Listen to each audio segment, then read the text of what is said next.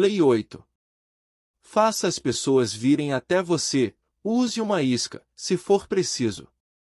Quando você força os outros a agir, é você que está no controle.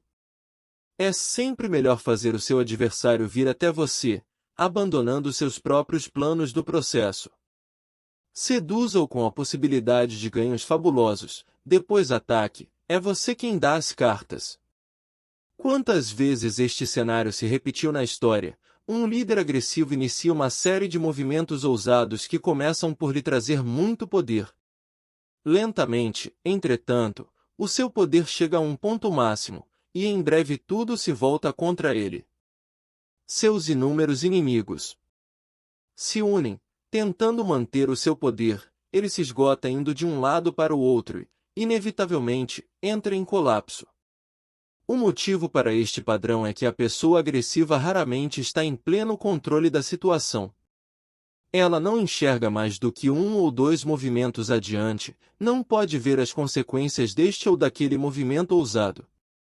Como está constantemente sendo forçada a reagir aos movimentos do seu crescente exército de inimigos, e às consequências imprevisíveis das suas próprias ações temerárias, sua energia agressiva se volta contra ela. Na esfera do poder, você deve se perguntar, de que adianta correr daqui para ali, tentando solucionar problemas e derrotar inimigos, se nunca me sinto no controle? Por que tenho sempre de reagir aos acontecimentos em vez de direcioná-los? A resposta é simples, a sua ideia de poder está errada. Você confunde atitudes agressivas com atitudes eficazes. E, quase sempre, o que funciona melhor é ficar parado, manter a calma, e deixar que os outros se frustrem com as armadilhas que você coloca para eles, jogando para conquistar o poder a longo prazo e não para alcançar uma vitória rápida. Lembre-se, a essência do poder é a capacidade de ter a iniciativa, fazer com que os outros reajam aos seus movimentos, deixar o seu adversário e as pessoas ao seu redor na defensiva. Quando você faz as pessoas virem até você, de repente é você que está no controle da situação. E quem controla tem o poder. Duas coisas precisam acontecer para colocar você nesta posição. Você mesmo tem de aprender a dominar suas emoções, e jamais se deixar levar pela raiva. Enquanto isso, deve aproveitar a tendência natural das pessoas de reagir com raiva quando forçadas e enganadas. A longo prazo, a capacidade de fazer as pessoas virem até você é uma arma muito mais poderosa do que qualquer ferramenta agressiva. Todos nós temos um limite para nossas energias, e há um momento em que elas estão no auge. Quando você faz com que a outra pessoa venha até você, ela se desgasta, desperdiça energia pelo caminho. Uma outra vantagem em fazer o adversário vir até você é que isso força a operar no seu território. Estar em terreno hostil o deixa nervoso e quase sempre ele se afoba e comete erros.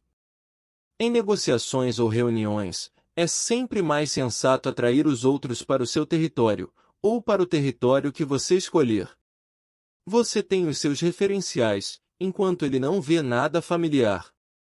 E fica sutilmente colocado na defensiva. A manipulação é um jogo perigoso.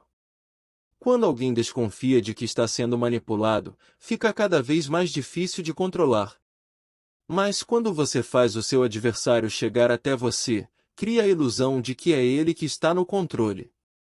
Tudo depende da suavidade da sua isca. Se a sua armadilha é suficientemente atraente, a turbulência das emoções e desejos dos seus inimigos não os deixarão ver a realidade. Quanto mais gananciosos, melhor poderão ser conduzidos. O grande barão ladrão do século XIX, Daniel Drill, era mestre em jogar na bolsa de valores. Quando queria que uma determinada ação fosse comprada ou vendida, fazendo subir ou baixar os preços, ele raramente recorria a um método direto.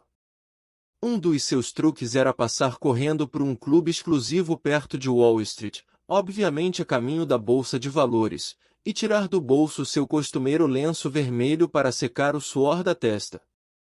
Um pedacinho de papel caía e ele fingia não perceber. Os membros do clube estavam sempre tentando prever os movimentos de drill e pulavam em cima do papel, que invariavelmente continha uma dica sobre uma ação. A notícia se espalhava, e os membros em bando compravam ou vendiam as ações, dançando nas mãos de drill. Se você conseguir que as pessoas cavem as suas próprias sepulturas, por que gastar o seu suor? Os batedores de carteira são mestres nisto.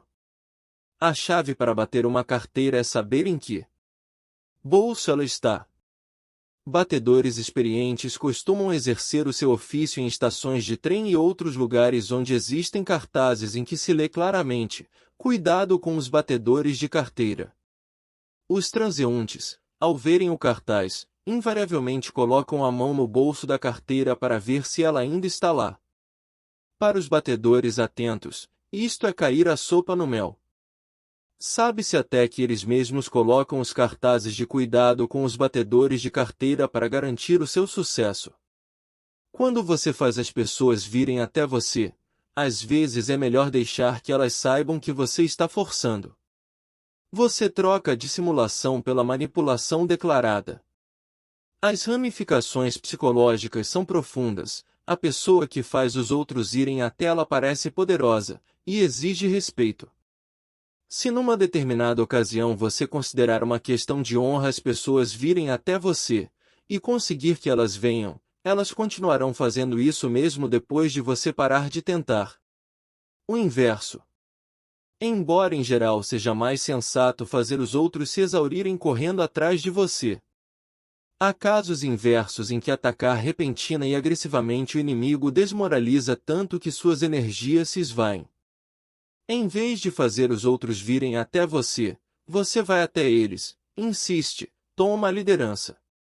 O ataque rápido pode ser uma arma assustadora, pois força a outra pessoa a reagir sem tempo para pensar ou planejar. Sem tempo para pensar, as pessoas cometem erros de julgamento, e se colocam na defensiva. Esta tática é o oposto de esperar e colocar a isca, mas tem a mesma função. Você faz o seu inimigo reagir segundo os seus próprios termos.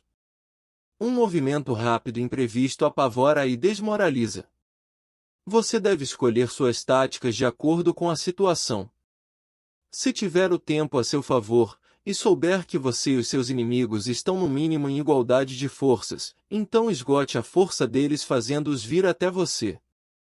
Se o tempo não estiver a seu favor, seus inimigos são mais fracos, e a espera só lhes dará a chance de se recuperar, não lhes dê essa oportunidade. Ataque rapidamente, eles não terão para onde ir. Como diz o pugilista Joe Louis, ele corre, mas não se esconde. Os bons guerreiros fazem os outros irem até eles, e não vão até os outros.